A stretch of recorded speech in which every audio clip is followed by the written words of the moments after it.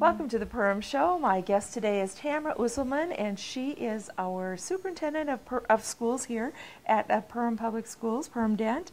And we are so having a bittersweet moment here and having to wish Tamara best of luck and farewell. Thank you, Patty. It's a little bit difficult, a transition for everybody, I think. So tell me about, what you're doing, where you're going. Well, okay, so it is bittersweet. I am leaving Perham after 8 years. I've been the superintendent here for 8 years, and it has been quite a ride, just such a good experience that it's kind of hard to even describe it. I am, after 8 years, I think, prepared very well to be the superintendent in Bismarck, North Dakota. And Bismarck is a larger school system than Perham, but it has pride like Perham has, and high expectations like Perham has, and very aggressive like Perham is. So in many ways, it's a really good match from where I am to where I'm going. Okay. Well, when you think about Perham and the things, what are you most proud of over that you've been able to work with the staff and the students and the boards that you've worked with? You know, one of the interview questions is always about what have you accomplished, and you think about it, and you alone in whatever job, you don't do anything alone. So I think maybe I just feel the best about a sense of team that we have here and a sense of confidence that whatever the next big project is, we can do it. So, for example, we worked really hard on wellness. I believe that for our country, we have to get our healthcare costs under control. Well, you can manage a lot of those costs if you manage your own health and fitness. So we have worked really hard on instituting a K-12 fitness program and a wellness program and healthier school lunches, that type of thing. But none of those are done alone. Those are always a team effort and always take kind of everybody stepping forward to do their part. So that feels good. I think we've really focused really hard on academics, and I think we are exactly where we should be. We're building a high-quality academic program. That never gets built, that never gets done, because the expectations keep increasing, so you keep going after those expectations. I feel good about that. You know, our school is a Challenge Cup, the top public school in the Challenge Cup, 7 years running, so I feel good about those programs. But again, you can have all the hopes and dreams and goals. You just have to have a good team that helps the district achieve those. So I'm feeling good that good work was done, but I'm feeling a lot of things are yet to be done. What are some of those things that you think would be? Well, we know we're working hard on adequate yearly progress. We're really focusing hard still on making our literacy program the penultimate best, and teachers, I think, are getting very focused on a continual focus on how do you always stay on the cutting edge. Mathematics has been a focus this year. So we have work yet to do in math. We've done technology upgrades with a grant, but we need more consistent and stable funding. That's a work in progress. We have a lot of roofs that need repairs, and so we're going after some of those larger capital projects that just simply have to be done. Sure. But again, that's just all good work, and it's just part of good business, I guess. Well, now as you move forward to Bismarck and hop on 94 there, are you leaving a list for Mitch Anderson that oh by the way, Mitch Anderson will be our new superintendent in Perham, and he starts July 1. So he and I have been in contact. We're doing a couple of neat things. The Bismarck School Board is going to have me work a few days in June in Bismarck, and I'm going to trade those days back in July if Mitch needs help on some projects. So we're doing some teaming that way and trying to keep in contact with one another. I did tell Mitch that as he steps in, he's going to have to say to me, I've got it.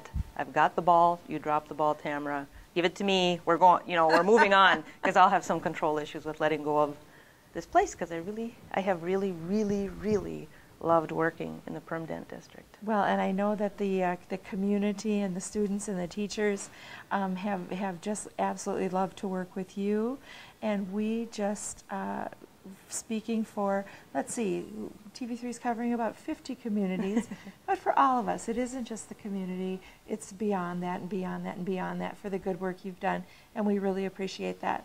So thank you. Thank you so much, Tamara, and best to you and your family. I appreciate your next endeavor. stick with us. We're going to go to another one of those projects, and we're going to go to Cowabunga, the skateboard park. So keep watching.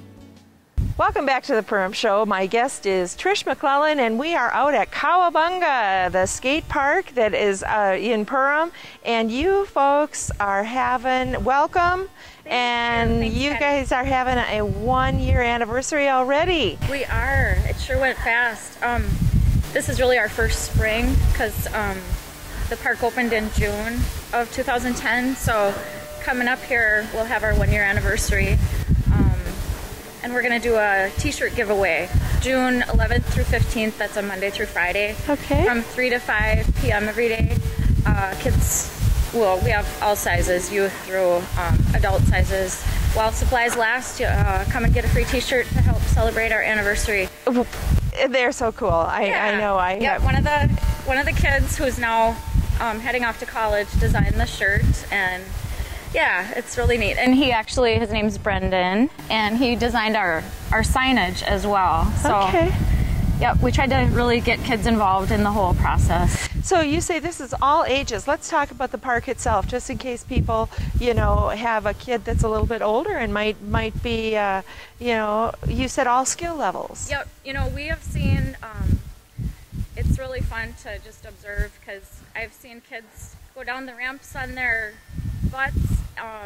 I've seen Hot Wheels. Really? But then, kids who actually do know how to maneuver a skateboard. And they all just share the space really well. You'll see parents with little ones.